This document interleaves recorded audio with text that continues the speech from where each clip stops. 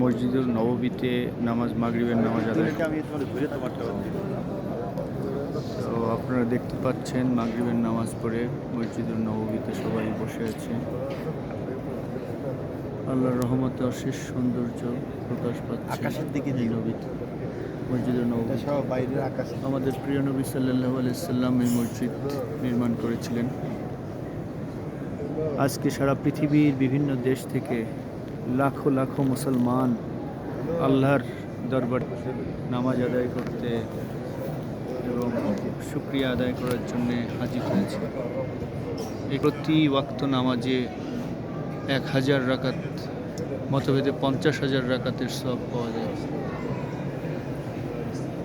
আল্লাহ আমাদের সবাইকে মসজিদুল নববীতে এবং কাবা শরীফে মক্কাতে আসার তৌফিক দান করুক। আমরা সবাই এই মসজিদে নামাজ আদায় করছি। আল্লাহ সবাইকে নামাজ আদায় করার তৌফিক দান করুন।